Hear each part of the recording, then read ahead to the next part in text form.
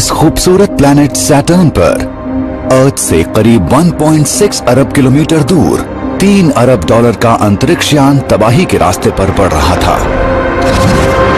और ये कोई हादसा नहीं है, ये बलिदान है उसे बचाने के लिए जो इस मिशन ने उजागर किया है, जिसमें है एक ऐसा मून जहां जीवन देने वाली अहम चीजें मौजूद हैं। ओशन से गाइजर्स निकल रहे थे, ऑर्गेनिक कंपाउंड से भरे हुए। उन प्लूम्स में जीवन भी हो सकता है। हम उस दुनिया को कंटामिनेट करने का खतरा नहीं उठा सकते थे जहां इंसानों से अछूता जीवन उभर सकता है। ये हैरत अंगेज मिशन का शानदार अंत था जो हमें सैटर्न के उतना करीब ले गया था जितना पहले कभी कोई नहीं गया था, यानी इसके ऑर्बिट में और इसके रिंग्स के अंदर पहली बार एक मिशन उतरा था हमारे सोलर सिस्टम की गहराइयों में मौजूद दुनिया पर। ये एक्सप्लोरर्स के सपनों की दुनिया है। ये हमारे सोलर सिस्टम की सबसे लाजवाब जगह है। करीब 20 साल तक अंतरिक्ष यान कसीनी ने बेहतरीन काम करते हुए गजब के वैज्ञानिक नतीजे दिए हैं, लेकिन अब नासा वैज्ञानिकों को इसे डिस्ट्रॉय करना था। हम जा तो रहे हैं लेकिन वापस नहीं लौटेंगे। और आखिरी पड़ाव पर भी कसीनी इस टीम को वो सब देने वाला था जो ये दे सकता था। साइंटिस्ट के पास एक डेटा हासिल करने के लिए ये लास्ट चांस है। इससे पहले कि यह खत्म हो जाता, ये वन वे ट्रिप है, हमेशा के लिए।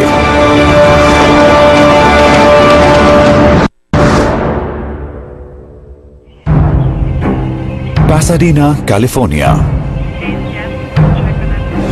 कसीनी मिशन कंट्रोल रूम। हमें उसके चेहरों के कभी खुशी दिखती तो कभी गम। जिस अंतरिक्ष यान की उन्होंने दसियों साल तक परवरिश की थी, वो उठाने जा रहा था एक आखिरी और जानलेवा कदम, जो था 1,20,000 किलोमीटर प्रति घंटे की रफ्तार से सैटर्न के एटमॉस्फेयर में दाखिल होना। कसीनी की कामयाबी के जश्न के साथ ही इसके डिस्ट्रक्शन के आखिरी पलों पर बारीक नजर रखी जा रही थी। वहां ऐसे बहुत से लोग थे जिन्होंने पूरा करियर ही इस मिशन के नाम कर दिया था। वो मिशन जिसने अंतरिक्ष की एक से एक खूबसूरत तस्वीरें कैद की थी।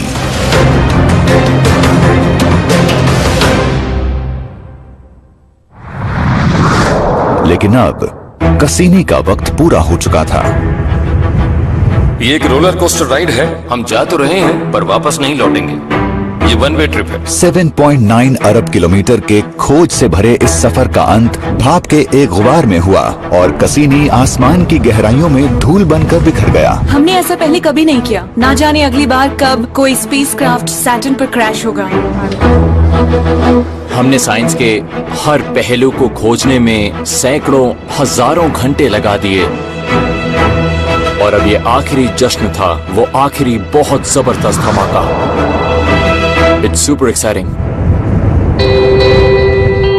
वो कितना भी एक्साइटिंग रहा हो, पर आखिरकार ऐसा क्या हुआ कि प्रोजेक्ट मैनेजर अर्ल मेज ने अपने ही अंतरिक्ष यान को तहस नहस कर दिया? ऐसा क्यों किया? आपकी ये डिस्कवरी मशीन तो एकदम बढ़िया काम कर रही थी। आखिर ये क्यों हुआ? एक जवाब ये था कि कसीनी का फ्यूल खत्म हो रहा था जो इसे दिशा बदलने के लिए चाहिए था। किसी दिशा दिखाने वाले के बिना अर्थ के सबसे तेज हवाई जहाज से 10 गुना तेजी से उड़ान भरते हुए उसके सैटर्न के मून्स में से किसी एक से टकराने का खतरा बढ़ गया था। और ऐसा होता तो एनवायरनमेंट में तबाही मच सकती थी, जबकि उनमें से एक पर जीवन होने के आसार हैं, जिसका नाम है इनसेलेडस। वहाँ लिक्विड वाटर है, एनर्जी है, ऑर्गेनिक मटेरियल है। तो अगर सोलर सिस्टम में अर्थ को छोड़कर किसी और जगह लाइफ मौजूद हो सकती है तो वो बहुत हद तक इनसेलेडस ही हो सकता है। वहाँ पर जीवन के उभरने का इशारा देने वाली कसीनी की खोज बर्फीले इनसेलेडस को बेशकीमती नगीना बनाती है। हम उस प्रिस्टीन बॉडी के साथ किसी अनजाने कांटेक्ट का खतरा नहीं उठा सकते थे। कसीनी की खुद की डिस्कवरीज ही उसके खत्म होने की वजह थी। उसे किसी कंट्रोल्ड तरीके से ही खत्म कर सकते थे। नासा जिसे कंट्रोल्ड फैशन कहती है, वो असल में मौत की तरफ एक बैलिस्टिक ट्रेजेक्टरी डाइव थी।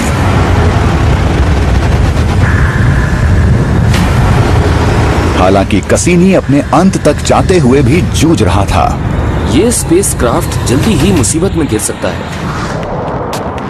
ये थ्रस्टर्स एटमॉस्फेयर की सारी फोर्सेस से फाइट कर रहे हैं, पूरी कोशिश कर रहे हैं कि कैसे भी वो एंटीना अर्थ की तरफ पॉइंट करता रहे, क्योंकि वो हमारा लास्ट लिंक है। एटमॉस्फेयर के थिक होने और उस फोर्सेस के ज्यादा स्ट्रॉन्ग होने पर थ्रस्टर्स स्पेसक्राफ्ट को संभाल नहीं पाएंगे। कसीनी अपना फॉल प्रोटेक्शन इनिशिएट करेगा।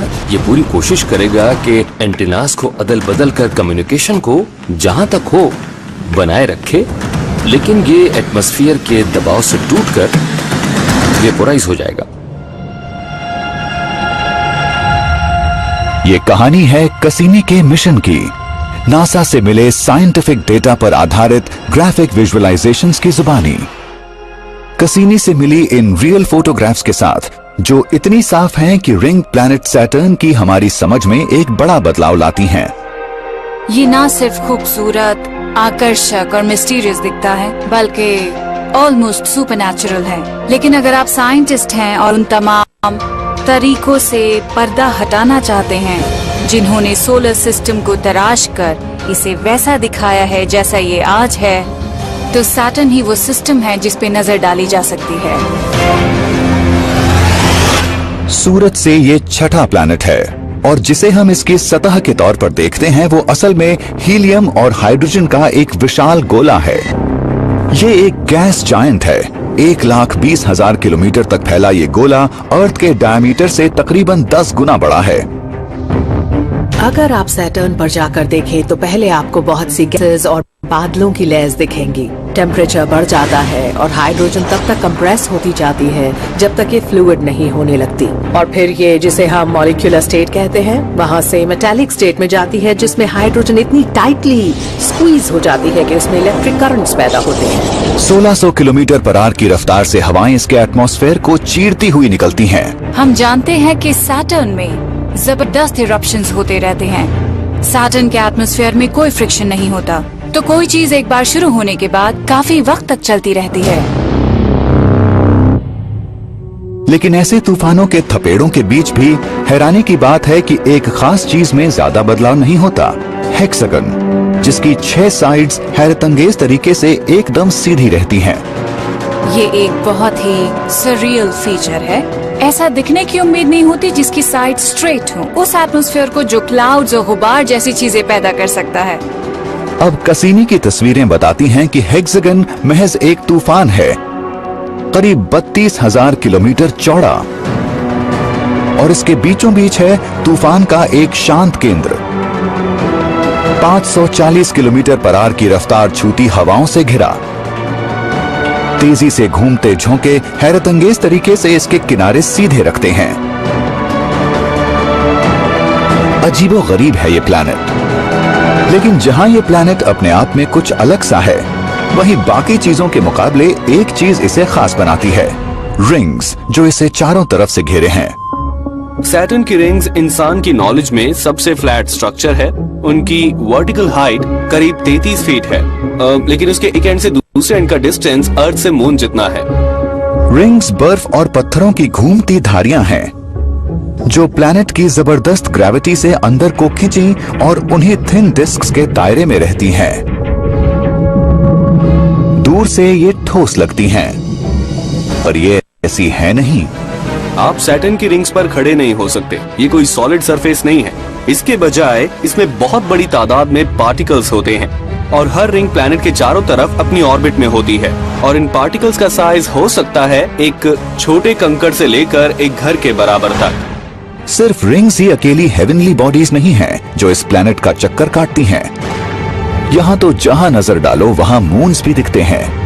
इसके बहुत सारे तरह तरह के डाइवर्स मून्स हैं। सब मिलाकर ये 60 से ज्यादा होंगे। आधा किलोमीटर चौड़ी चट्टानों से लेकर एक तो तकरीबन मार्स जितने आकार का है। हर एक की अपनी एक कहानी है। इनमें वो सब है जो आप डिस्कवर करना चाहते हैं एक प्लैनेटरी एक्सप्लोरर के नाते। क्या है जो सैटर्न की तरफ हमें लुभाता है? वो है ये रिंग्स, वो मून्स, जबरदस्त तूफान। इसमें एक मिनी प्लैनेटरी सिस्टम है। इसमें न जाने कितने रहस्य छुपे हैं।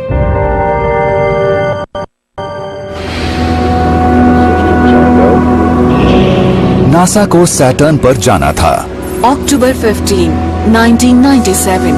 5, 4, 3, 2, 1, and liftoff of the Cassini spacecraft on a 30-mile trek to Saturn. इस बात का जानना ही कि इसे सैटर्न तक जाना था, इसे सोलर सिस्टम क्रॉस, ये जिंदगी के कुछ बेहतरीन पलों में से एक था। We have cleared the tower. All systems are go.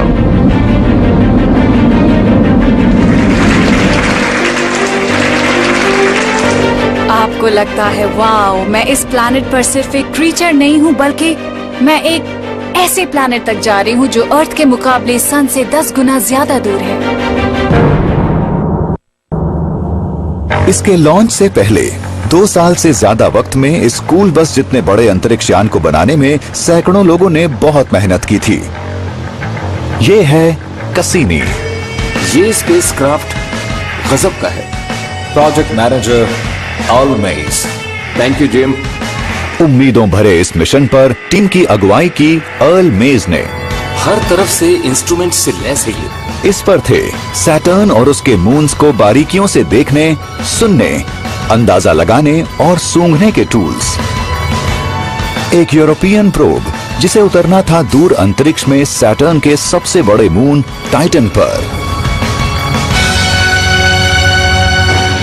और इसमें थे 2 इंजन सिस्टम्स रिजर्व में अपने अपने बैकअप्स के साथ। मेन इंजन जो बड़े मैनूवर्स के लिए नाइट्रोजन टेट्रोक्साइड और हाइड्रोजाइन फ्यूल इस्तेमाल करता था, और छोटी मोटी एडजस्टमेंट्स के लिए छोटे थ्रस्टर्स। इसका वेट है वो 5000 किलो से ज्यादा है, यानी 12000 पाउंड्स। मैं पूरे प्रोपेलेंट की बात कर रहा हूँ। टैंक्स खाली न हो इसकी जिम्मेदारी थी टॉड बार्बर पर। सब चीज ठीक दिखता है नॉमिनल।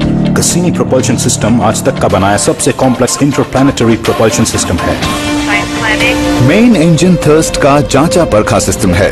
ये पुराना डिजाइन ही है जो अपोलो जैसे शुरुआती मिशंस में इस्तेमाल किया गया था। हमने सोचा ये प्रूवन टेक्नोलॉजी है जो आने वाले कई सालों के लिए कसीनी में इस्तेमाल की जा सकती है। दूर अंतरिक्ष में सूरज की एनर्जी देने वाली किरणें कमजोर पड़ जाती हैं। सुदूर प्लैनेट से गुजरते वक्त सोलर पैनल्स कसीनी के ज्यादा काम नहीं आने वाले थे। इसे पावर का कहीं लंबा चलने वाला सोर्स चाहिए था, जो थी प्लूटोनियम 238 की radio active power. Idaho Falls में हाई लेवल सिक्योरिटी के पीछे United States Department of Energy इस कीमती सोर्स को काम में लेता है। कसीनी मिशन को नासा की हिस्ट्री में किसी भी दूसरे मिशन के मुकाबले ज्यादा न्यूक्लियर पावर चाहिए थी। 3 बेहद हिफाजत से सहेजे thermo electric generators radio active decay की हीट को इलेक्ट्रिकल पावर में बदलते हैं। इनके अंदर इरिडियम कोटेड प्लूटोनियम पैलेट्स होती हैं जो दसियों साल तक चलती हैं, लेकिन जीवन के लिए जानलेवा हो सकती हैं। इसी एनर्जी सोर्स की बदौलत कसीनी के कैमरास पिक्चर्स लेते थे और अपने रेडियो मैसेजेस को अर्थ पर भेजते थे। इससे स्पेसक्राफ्ट पर लगे सभी डिवाइसेस चलते हैं और साथ ही रेजिडुअल हीट भी पहुंचाई जाती है जो इंस्ट्रूमेंट्स को वार्म रखते हुए उन्हें उनकी प्रॉपर ऑपरेटिंग रेंज में रखती है। लेकिन गर्माहट कैसे बनाए रखी जाए जब बाहर का टेम्परेचर -220 डिग्री सेल्सियस हो? उसके लिए ब्लैंकेट लपेटा जाता है। नासा की जेट प्रोपल्शन लैब के इस रूम में $10 लाख से ज्यादा कीमत के यही रखे हुए हैं। ये वो फैब्रिक है जो कसीनी को शील्ड करेगा और उसे स्पेस के एनवायरमेंटल फ्लक्सेस से प्रोटेक्ट करेगा। कसीनी को सुरक्षित रखने वाले स्पेशलाइज्ड फैब्रिक की 20 से ज्यादा लेयर्स असली सोने की नहीं बल्कि रंगीन एल्यूमिनाइज्ड मटेरियल की हैं। कीमत है $60,000। काम के लिहाज से देखा जाए तो कसीनी को बनाना बहुत मुश्किल था। ये सोचकर ही दिमाग हिल जाता है कि हमें इस पूरे स्पेसक्राफ्ट के लिए शील्ड डेवलप करना है। सोचने, डिजाइन करने, बनाने और टेस्ट करने के 2 साल बाद अब ये मिशन पर रवाना होने को तैयार था।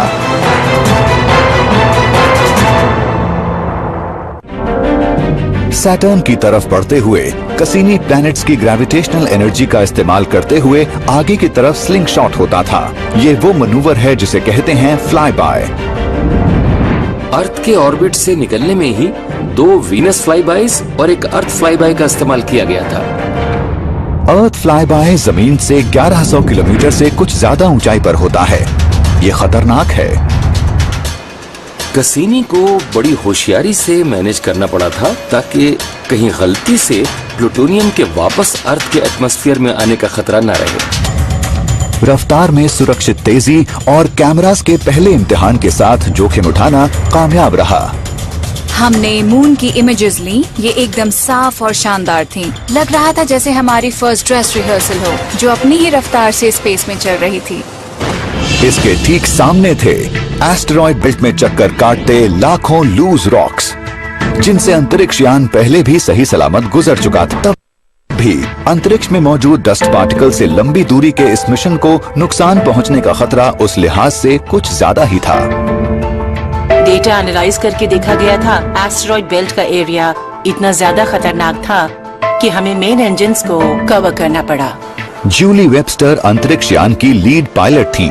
कवर डिजाइन करने के लिए वो कसीनी के थर्मल ब्लैंकेट्स बनाने वाली टीम के भरोसे थीं। हमें महीनों लग गए थे मेन इंजन कवर को ही बनाने के लिए, उसकी पैटर्निंग और टेस्टिंग की कोशिशों में। इसमें 2 मोटर्स थी, इसमें पायरोटेक्निक डिवाइसेस भी थी ताकि जरूरत पड़ने पर इसे उड़ाया जा सके।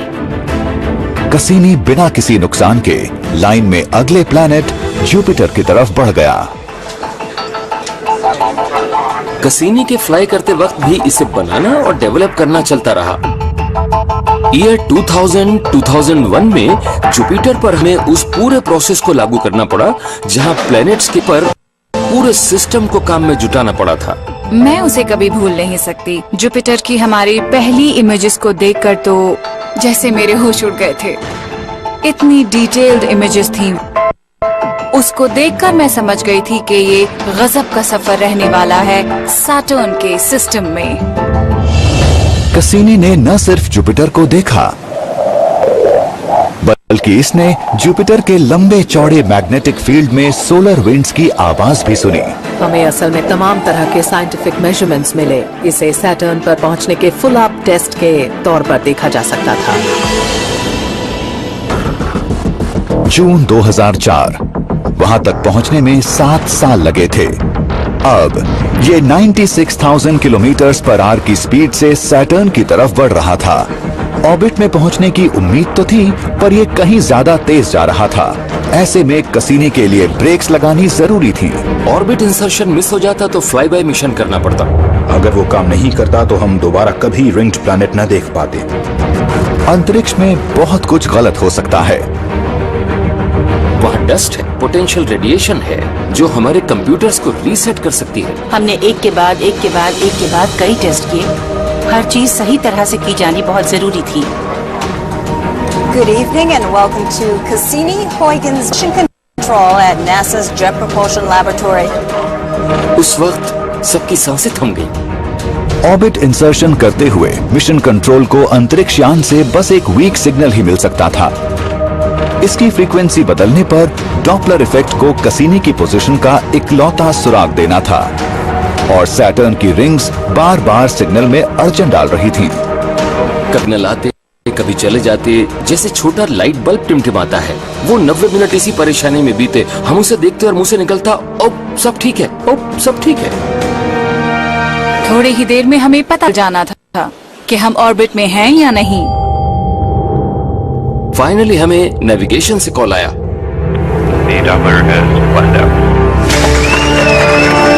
बिना कोई बदलाव लिए वो फ्लैट डॉपलर सिग्नल वो इशारा था जिसका उन्हें इंतजार था।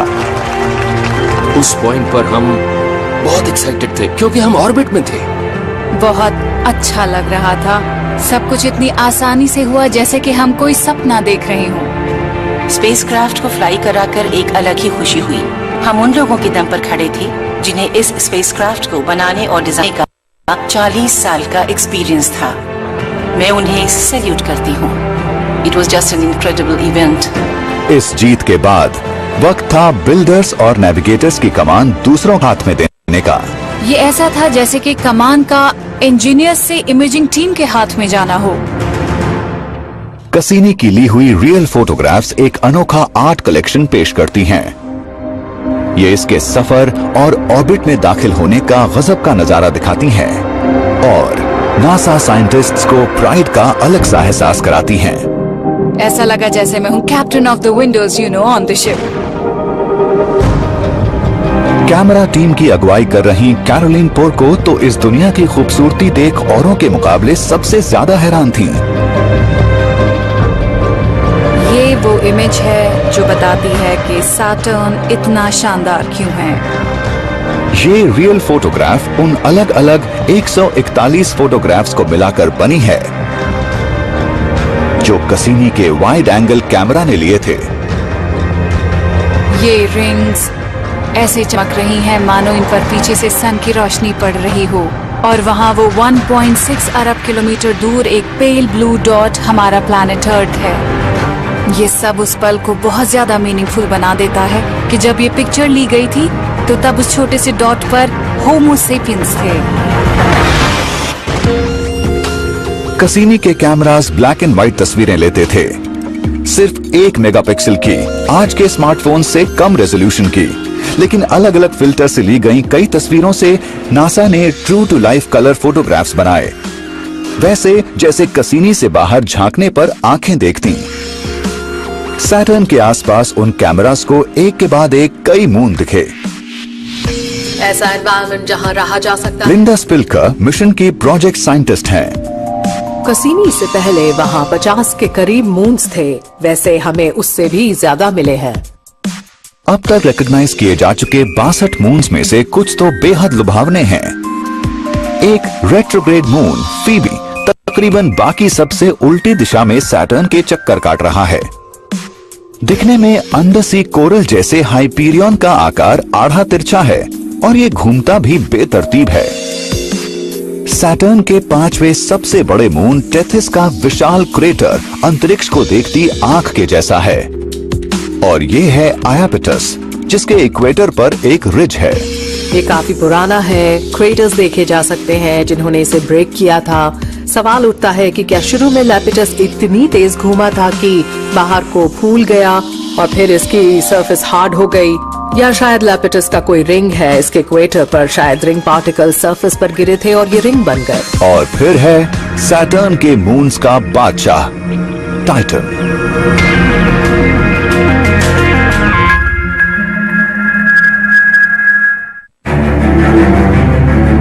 मिड दिसंबर 2004 कसीनी सैटर्न के बार बार चक्कर काट रहा था। अब वक्त था यूरोपियन हॉयगन्स प्रोब को डिटैच करने का। इसका मिशन है सबसे बड़े मून पर जाना, जो है टाइटन। पहले के नासा मिशन से मिली तस्वीरें इस गजब की बादलों से घिरी दुनिया के कुछ नजारे पेश करती हैं। हमारे सोलर सिस्टम में टाइटन ही वो अकेला मून है जहां एक सब्सटेंशियल एटमॉस्फेयर है। वो एटमॉस्फेयर सरफेस को धुंधला देता है, और कसीनी मिशन से पहले हमें असल में नहीं पता था कि टाइटन की सरफेस ग्लोबल लिक्विड ओशन थी या एक सॉलिड बॉडी। एलेक्स हेज को टाइटन बहुत लुभाता है। कसीनी की रेडार टीम में एक साइंटिस्ट एलेक्स ये जानने को बेताब है कि इसके बादलों के अंदर और नीचे क्या है। अर्थ पर अपने स्टूडेंट्स के साथ किया गया उनका काम उस टेरेन की तरफ इशारा करता है जो उन्हें टाइटन पर दिख सकती है। Hi everybody, welcome to soda dry lake. Titan explorers के लिए सपनों की दुनिया है, उस कॉम्प्लेक्स एनवायरनमेंट के नाते ही नहीं जहां हम लैंडस्केप्स को शेप देने वाली प्रोसेस होते हैं, बल्कि इसके कनेक्शन को जानने और ये भी कि दूसरे वर्ल्ड्स में लाइफ कैसे उभरती है। हमारे बाहर के किसी भी मून पर पहले टचडाउन में बहुत से खतरे होते हैं। उतरने वाली जगह बिल्कुल अनजान होती है, इसका बिल्कुल पता नहीं होता कि वहां कैसी सतह होगी। डिजाइन चीफ्स में से एक जॉन जार्नेकी के लिए ये एक बड़ी चुनौती थी। बेशक हमें पता नहीं था कि हम कहाँ लैंड करने वाले हैं, सीधे पानी में उतरने वाले हैं या फिर ये एक हार्ड लैंडिंग होगी आईसी सरफेस पर, या फिर कोई बीच की जगह होगी जैसे कि कोई दलदल वगैरह। सुदूर अर्थ से गई प्रोब बादलों में ब्लाइंड डाइव लगाने वाली थी। क्योंकि हमें पता नहीं था कि हम कहाँ लैंड करने वाले हैं, इसलिए प्रोब को ऐसा डिजाइन किया गया था कि एटमॉस्फेयर से उतरते हुए अपने मेजरमेंट्स ले सके। हॉयगन्स को बहुत ही आहिस्ता से नीचे आते हुए टाइटन के एटमॉस्फेयर की केमिकल कंपोजिशन का कीमती डेटा इकट्ठा करना था। इसका सॉल्यूशन था एक कॉम्प्लेक्स 3 पैराशूट सिस्टम। शूट 1 ने एंट्री पर हरकत में आकर प्रोटेक्टिव कवर हटाया। कुछ ही पल बाद मेन शूट डिप्लॉय हुआ और हीट शील्ड हट गई। फिर टाइटन से करीब 100 किलोमीटर ऊपर आखिरी शूट खुला और धीरे धीरे डिसेंड होने लगा। बट सब ठीक रहने पर उसे सतह पर पहुंचने में 2.5 घंटे लगने थे। क्योंकि हम ये गारंटी नहीं दे सकते थे कि हम बच पाएंगे, इसलिए प्रोब को ऐसा बनाया गया था कि एटमॉस्फेयर से डिसेंड करते हुए इसके मेजरमेंट ले सके। बेशक हम ये उम्मीद कर रहे थे कि ये लैंडिंग को झेल जाएगा। हॉयगन्स कसीनी पर सवार होकर 3.5 अरब किलोमीटर दूर इस मुकाम तक पहुंचा था। अब इसका नाम कमाने का पल आ पहुंचा था। यह मुझे हमेशा याद रहेगा, क्योंकि हमने हॉयगन प्रोब को कसीनी क्राफ्ट से क्रिसमस के दिन छोड़ा था। वो तो मैं भूल ही नहीं सकता। इसे वहां से टाइटन की तरफ भेजा गया था, जहां उसका उससे टकराना बिल्कुल तय था। रिलीज में कितनी हुई थी? हमें प्रोब की 2 बहुत खूबसूरत ऑप्टिकल नेविगेशन इमेजेस मिली थी इसके स्पेसक्राफ्ट को छोड़ते वक्त की, तो हमें पता था हम सही ट्रेजेक्टरी पर हैं। इस पॉइंट पर प्रोब के अलग होने के बाद टाइटन तक पहुंचने में इसे और 3 हफ्ते लगने थे। ये हमें मिडल ऑफ जनवरी में फैसले के उस दिन तक ले गया जब जो होना था वो होने जा रहा था और हम उसमें कुछ भी नहीं कर सकते थे। Welcome back to the Huygens arrival on Saturn's moon Titan. Capsule entry survive कर गया है और अपने सिग्नल्स ट्रांसमिट कर रहा है वापस कैसिनी ऑर्बिटर में। सतह से करीब 65 किलोमीटर ऊपर अपने पैराशूट से धीरे धीरे उतरते हुए प्रोब की भेजी ये तस्वीर दिखाती है कि बादलों के नीचे क्या है। हॉयगन्स प्रोब ने ये खूबसूरत मोज़ेक दिखाया कि टाइटन अर्थ के जैसा कैसे है। वहाँ आसमान से लिक्विड गिरता है जो सरफेस पर बहता है और तराशता है खूबसूरत डेंड्रिटिक चैनल्स, माउंटेन पासेस और शैलो स्लोप से बहते हुए। उन स्लोप्स के बेस पर हैं डून फील्ड्स जो साइज और शेप में अफ्रीका में दिखने वाले डून्स जैसे ही हैं। हमने डेटा रिसीव होते हुए देखा। हम उसे देख रहे थे कि तभी किसी ने चिल्लाकर कहा कि हम सरफेस पर पहुंच गए हैं।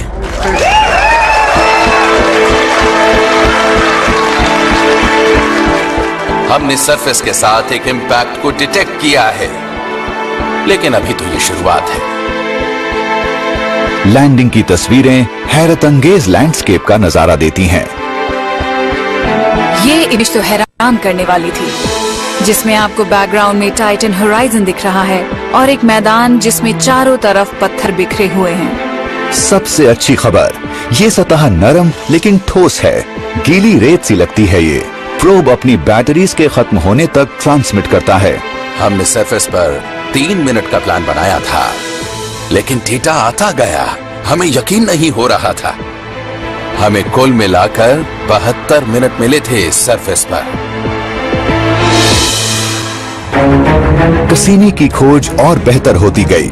100 से ज्यादा फ्लाईबाइज में इसका रेडार टाइटन के बादलों को भेदता गया। कसीनी रेडार की सबसे चौंकाने वाली डिस्कवरीज में से एक थी टाइटन की पोलर टेरेन में झीलों और समुद्र की खोज, जिसमें सबसे बड़ी शेप और साइज में अर्थ की ग्रेट लेक्स जैसी ही थी। लेकिन ये लेक्स पानी से भरी नहीं थीं। टाइटन पर तो पानी जम जाएगा। इसके बजाय कसीनी ने खोजी लिक्विड मीथेन। टाइटन पर मीथेन अर्थ पर पानी जैसे ही बिहेव करती है। हमें इन लेक्स की सरफेसेस पर एक्टिविटी दिखने लगी। जैसे ही हवा चलनी शुरू हुई, विंड वेव्स लिक्विड सरफेस पर और तेजी से उभरने लगी। टाइटन की स्टडी करने वालों के लिए ये नई बात थी। ये चीज अर्थ से बहुत मेल खाती थी। लेकिन किसी दूसरे मून पर हुई खोजों ने साइंस की दुनिया को हिलाकर रख दिया। वो पल आया फरवरी 2005 में। मिशन शुरू होने के 7 साल 4 महीने बाद आइस मून इनसेलेडस के एक फ्लाईबाय ने हालात एकदम बदल डाले। सतह से धुंध की रहस्यमयी फुहारें निकलने लगीं।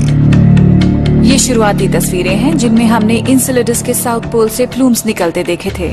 बस यहीं से शुरुआत हुई। इमेजिंग टीम ने बहुत संभल कर अपना डेटा प्रोसेस किया। उसके बाद बताया कि हम देख सकते हैं ये प्लूम है जो इंडिविजुअल जेट से बने मटेरियल से बना है और शायद इंसेलेडस के साउथ पोल से ये मटेरियल कर्टन्स निकल रहे हैं। फुहारें आपस में मिलकर एक धुंधली सी रिंग बना रही थीं, जिसके बीच में था इंसेलेडस। आकार में अर्थ के मून के महज 7वें हिस्से जितना इंसेलेडस एक पहेली साबित हो रहा था। इतने छोटे मून्स आमतौर पर बेदम और बेजान होते हैं। अंतरिक्ष में ये लिक्विड बौछारें तो निकलनी ही नहीं चाहिए थीं। लेकिन फिर 0 से 200 डिग्री सेल्सियस नीचे पर जमी सतह पर कसीनी को कुछ ऐसा दिखा जिसके बारे में पहले किसी को अंदाजा नहीं था। हमने देखा कि हीट लीक हो रही थी साउथ पोल से। वहां से water vapour, dust, organic material निकल रहा था, जिसका मतलब साफ था कि अंदर किसी तरह की एक्टिविटी चल रही थी। इंसेलेडस ज्यादा हैरतअंगेज होता जा रहा था और साइंटिस्ट जानते थे उन्हें वापस लौटना होगा।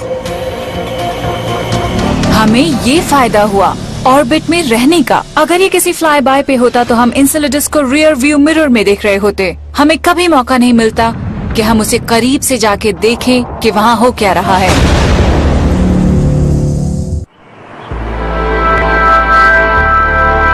अर्थ पर मौजूद साइंटिस्ट्स के लिए 112 करोड़ 65,40,800 किलोमीटर से ज्यादा दूर ऑर्बिट में बदलाव करना कोई आसान काम नहीं था। ये एस्ट्रोडायनामिसिस्ट के नाइटमेयर जैसा था। ब्रेंट बफिंगटन नेविगेटर हैं। इस मुश्किल का सामना उन्हें करना था। ये मिशन स्ट्रेट फॉरवर्ड तो बिल्कुल भी नहीं लग रहा था। हमें अडैप्ट करना था, होशियार रहना था ताकि $3 अरब के एसेट को कोई नुकसान ना पहुंचे। अगर इसे बदलें तो आगे और क्या क्या हो सकता है। फ्लाई बाइज कई महीनों, कभी कभी तो सालों पहले प्लान किए जाते हैं। तो अगर कुछ पता चले और हम उसके बारे में कुछ कर सकते हो तो हम कोई कसर नहीं छोड़ते। दिन रात काम करते हैं और नई ऑब्जर्वेशंस को, जिन्हें साइंटिस्ट डेस्परेटली चाहते हैं, उन्हें कामयाब बनाते हैं। रूट मैप पर फिर से गौर करने का प्रेशर बढ़ता जा रहा था। चाहते थे कि फौरन हाई रेजोल्यूशन इमेजिंग के और ज्यादा नजदीक पहुंचे, लेकिन वो नॉर्दर्न हेमिस्फीयर से सदर्न हेमिस्फीयर की सबसे नजदीकी अप्रोच पर भी बढ़ना चाहते थे। फिर हम एक सोल्यूशन पर पहुंचे और हमने ऑल्टीट्यूड 1000 किलोमीटर से 165 किलोमीटर कर दिया। ये पास पहले फ्लाईबाय से 7 गुना नजदीक था। जो खोजें हुई हैं, उन्हें देखते हुए रास्ता बदलना काम आया। ये वो फ्लाईबाय था जहां हमने पहली बार फिशर्स देखे थे साउथ पोलर रीजन में, जिसे बाद में नाम दिया गया टाइगर स्ट्राइप्स। स्ट्राइप्स खुले जख्म की तरह थीं, जहां नीचे से पड़ते दबाव से सतह पर सुराख हुए थे। वो दरारों के आसपास ज्यादा सफेद ताजी बर्फ के ठोस होते जाने से अलग दिखते थे। हमने 1 दर्जन या शायद उससे ज्यादा जेट्स देखे जो साउथ पोल की सरफेस से 200 किलोमीटर या उससे ज्यादा तक उठ रहे थे। उन्हें देखते ही हमें पता चल गया था कि ये थे गाइजर्स, जो दरअसल उन फ्रैक्चर से निकलते हुए वेपर्स और पार्टिकल्स थे। उस वक्त इंसेलेडस से ज्यादा अहम कुछ नहीं था। हम और जानने के लिए फिर से लौटना चाहते थे और उन जेट्स के पास से फ्लाई करके उसे टेस्ट भी करना चाहते थे जो उनसे निकल रहा था। जानने की साइंटिस्ट्स की चाह अंतरिक्ष यान की सुरक्षा की जरूरत के सामने भारी पड़ सकती थी, और उसकी हेड थी जूली वेबस्टर। इंजीनियरिंग टीम को अनदेखा करना मुश्किल था। अगर हमें कुछ सेफ नहीं लगता तो सुनी हमारी जाती, लेकिन अगर साइंस को वहाँ तक ले जाना है और अगर आप लिया नहीं लेते क्योंकि आप कुछ ज्यादा ही डरते हैं, तो आपको मनचाही चीज नहीं मिल सकती। हमें इस प्लूम के बारे को जानना था। ये किससे बना था, कितना डेंस था, ये क्या टाइम के लिहाज से बदलता था, ज्योमेट्री बदलती थी। ऐसे सवालों के जवाब के लिए कसीनी ने एक बड़े खतरे का जोखिम उठाया। एक ऐसा ऑब्जेक्ट जो अर्थ से 1 अरब किलोमीटर से ज्यादा दूर था। हम लोग सरफेस से 25 किलोमीटर नीचे की तरफ गए, एक बहुत बहुत हार्ड सरफेस की तरफ 8 या 10 किलोमीटर पर सेकंड की रफ्तार से बढ़ रहे थे।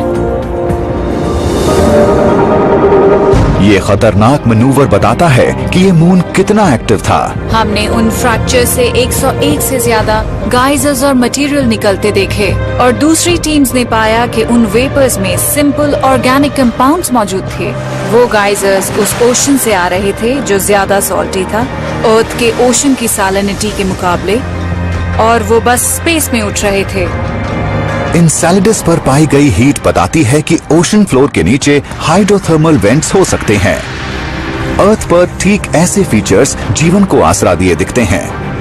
ये है वो छोटी सी दुनिया जिसमें एक लिक्विड वाटर ओशन है इसकी आइसी क्रस्ट के नीचे, जहाँ सी फ्लोर के नीचे हाइड्रोथर्मल वेंट्स हो सकते हैं।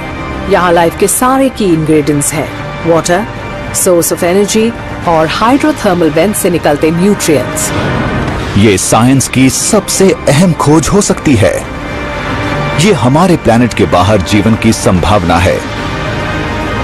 वहाँ लिक्विड वाटर है, एनर्जी है, ऑर्गेनिक मटेरियल है। तो अगर सोलर सिस्टम में अर्थ को छोड़कर किसी और जगह लाइफ मौजूद हो सकती है तो वो बहुत हद तक इंसेलेडस ही हो सकता है। अप्रैल 2017 अंतरिक्ष यान कसीनी को सैटर्न पर 13 साल हो चुके थे। फ्यूल टैंक्स तकरीबन खाली हो चले थे। कसीनी का वक्त पूरा हो गया था। इसे अब और उड़ते रहने नहीं दिया जा सकता था। थियोरेटिकली अर्थ के माइक्रोब्स के यान पर जिंदा बचे रहने का अंदेशा था। कसीनी उस स्पेसक्राफ्ट के करीब 72 डिग्री अंदर था, तो अगर छोटे छोटे माइक्रोब्स होते जिन्हें वैक्यूम से फर्क नहीं पड़ता तो वो हमेशा जिंदा रह सकते थे। नासा का एक फर्ज है, अर्थ के जीवन से कभी किसी दूसरी दुनिया को कंटामिनेट ना किया जाए। कसीनी को सुरक्षित तरीके से दूर करना था। हमें स्पेसक्राफ्ट को डिस्पोज करना था ताकि हम सैटर्न सिस्टम को किसी प्रिस्टीन बॉडी से पोल्यूट ना करें। एनसेलेडस पर एक गर्म खारे पानी का अंडर सी ओशन था। हम लापरवाही से उसकी प्रिस्टीन बॉडी के साथ किसी कांटेक्ट का खतरा नहीं उठा सकते थे। नासा टीम के लिए वो पल तकलीफदेह था, लेकिन उन्होंने कसीनी के खत्म होने से पहले उसे एक आखिरी कोशिश करने को कहा। हम सैटर्न के रिंग्स और सैटर्न के एटमॉस्फेयर के बीच उस जगह डाइव करने जा रहे थे जहां पहले कोई स्पेसक्राफ्ट नहीं गया था। हम 1,12,000 किलोमीटर पर आवर की रफ्तार से 2,000 किलोमीटर वाइड गैप में जाने वाले थे। ये इतना खतरनाक मनूवर था जिसे उस अंतरिक्ष यान को ही करने को कहा जा सकता था जिसे उन्हें खत्म करना था। उस वेलोसिटी पर तो सैंड का एक पीस भी स्पेसक्राफ्ट को बेजान कर सकता था।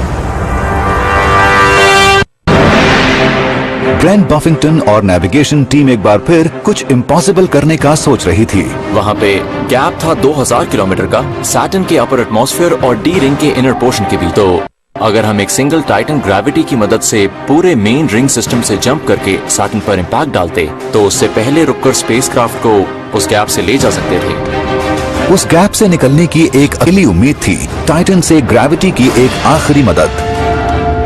टाइटन पर एक सिंगल ग्रेविटी असिस्ट स्पेसक्राफ्ट की वेलोसिटी में 2600 फीट पर सेकंड से ज्यादा का बदलाव ला सकता था। प्लैनेट की सतह और रिंग्स के बीच बढ़ते हुए सुई के छेद से निकलना था। कोई नहीं जानता था कि क्या होने वाला था। हो सकता था कि उधर बड़े बड़े रिंग पार्टिकल्स यहाँ वहाँ उड़ रहे हों, तो हो सकता था कि कोई पार्टिकल हमसे भी टकरा जाता। मेरा पहला रिएक्शन था, क्या तुम कोई मजाक कर रहे हो? तुम ये कैसे कह सकते हो कि मैं ये सेफली कर सकती हूँ? फिर मैं बोली, ओह मुझे जरा सोचने दो। नो, शायद हम ये कर सकते हैं। अगर प्लान कारगर हुआ तो कसीनी आराम से वहां जाएगा। कोई अंतरिक्ष यान नहीं गया है। आखिरी 22 ऑर्बिट्स साइंटिस्ट्स के आखिरी सवालों के जवाब देने वाले थे। हम नजदीक से देखने जा रहे थे। हम सैटर्न के मैग्नेटिक फील्ड को नापने वाले थे, जो हमें फाइनली ये बताने में मदद करेगा कि सैटर्न पर इंटीरियर रोटेशन रेट क्या है, सैटर्न पर दिन क्या है, क्योंकि हमें तब तक ये नहीं पता था। और हम डिटेल के उस लेवल पर इमेजेस भी ले रहे थे जो हमें पहले नहीं मिली थी। हमने सबसे ऊंचे जाने का प्लान बनाया था। शुरुआत हो चुकी थी, अब वापस लौटने का कोई मौका नहीं था। कसीनी का ग्रैंड फिनाले। आज आधी रात में पहली बार कसीनी अर्थ की तरफ मुड़कर सिग्नल भेजेगा और हमें बताएगा कि वो उस गैप से गुजरने में कामयाब रहा जहां इसे बिल्कुल पहली बार भेजा गया है।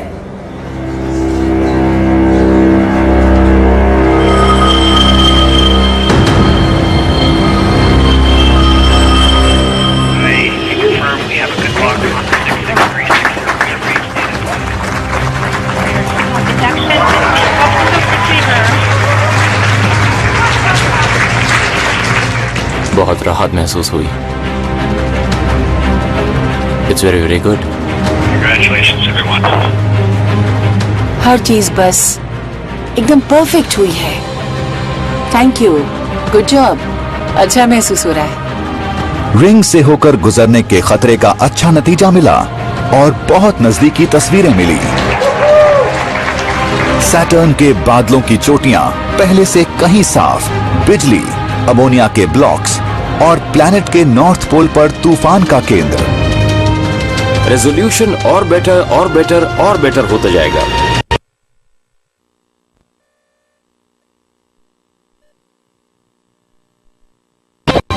पहले से इकट्ठी की तस्वीरों में और तस्वीरें जुड़ती गईं। कुछ नजदीक से ली रिंग इमेजेस देखकर तो लगा जैसे मैं हाथ बढ़ाकर रिंग्स या रिंग पार्टिकल्स को छू सकती हूँ। कसीने की इमेजेस न सिर्फ साइंटिफिकली इंटरेस्टिंग हैं, बल्कि ये खूबसूरत भी है। हमारे पास कमाल की इमेजेस हैं। एक छोटा सा सैटेलाइट है जिसका नाम है पैम। इसके चारों तरफ है एक पतली सी रिंग, ये बोलर हैट जैसा दिखता है। हमारे उसे देखने से पहले किसी ने भी नहीं सोचा होगा कि उस जैसा कोई स्ट्रक्चर हो सकता है। मुझे लगता है सबसे बड़ा सरप्राइज ये है कि जो गैप है एज ऑफ द रिंग और अपर एटमॉस्फेयर के बीच, वो खाली है, डस्ट नहीं है। उन्होंने इसे बिग एम्प्टी नाम देकर टीम के लिए वो मेजरमेंट्स लेना आसान बना दिया है जिसकी उन्होंने उम्मीद लगाई थी।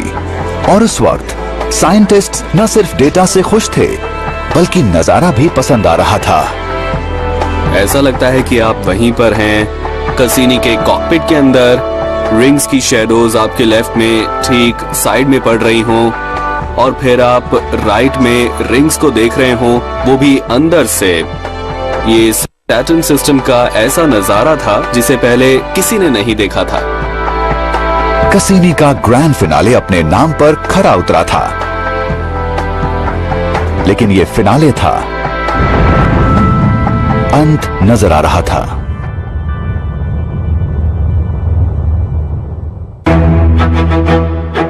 कसीनी हॉयगन्स मिशन तमाम उम्मीदों से आगे निकल गया। And liftoff of the Cassini spacecraft on a trek to Saturn. 20 साल पहले हुए लॉन्च से $3 अरब का यान 3.5 अरब किलोमीटर का सफर करके सैटर्न तक गया था, जिसने खोजी थी नई दुनिया, खींची थी रिंग्ड प्लैनेट की अनोखी तस्वीरें और उतरा था उसके सबसे बड़े मून पर, लिक्विड मीथेन की लेक्स की खोज करते हुए, साइंटिस्ट्स को वो सोचने पर मजबूर करते हुए जो तकरीबन सोच से परे था। कुछ केसेस में पॉसिबल हैबिटेबल एनवायरनमेंट कि हमारी अर्थ से बाहर भी सोलर सिस्टम में जीवजूद हो सकता है। और आखिर में इतने नीचे और नजदीक जाते हुए इस विशाल गैस प्लैनेट की रिंग्स के इतना अंदर तक गया जितना कभी किसी ने सोचा तक ना होगा।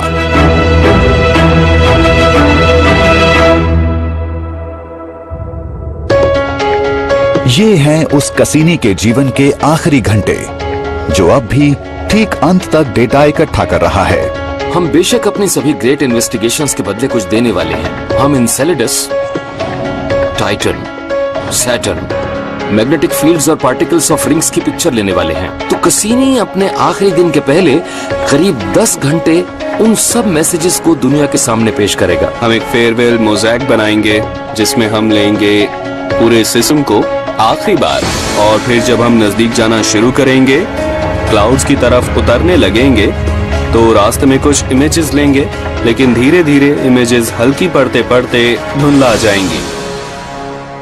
कैमरास के बंद होने तक खास इंस्ट्रूमेंट्स काम करते रहेंगे उन आखिरी मेजरमेंट्स के लिए। मिशन कंट्रोल में मॉली बिटनर कसीनी की फाइनल लाइफलाइंस में से एक थी, जो पक्का कर रही थी कि तमाम डेटा अर्थ तक पहुंच जाए। मिशन के आखिरी 3 घंटे बहुत क्रिटिकल है। ऐसा पहले कभी नहीं किया। ये देखना मेरी जिम्मेदारी है कि हमने इन डेटा रेट्स के साथ जो भी इंटेंस कैलकुलेशंस की हैं, वो करेक्ट हों, और ये जरूरी है कि हमें लास्ट बिट ऑफ डेटा तक मिल जाए। ये कुछ लाइव टीवी देखने जैसा है। ये डेटा कलेक्ट भी कर रहा है और उसके साथ ही उसे भेज भी रहा है।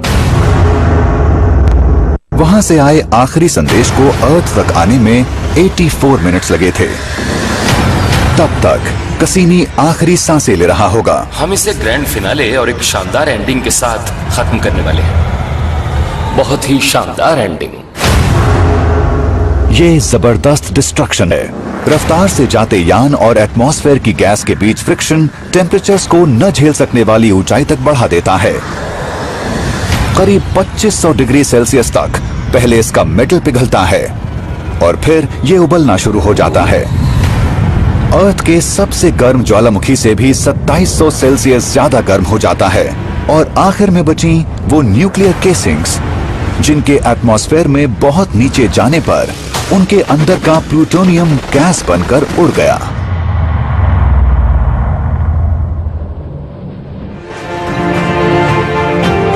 एक पर्सनल कनेक्शन हुआ और फिर जैसे कुछ खो गया।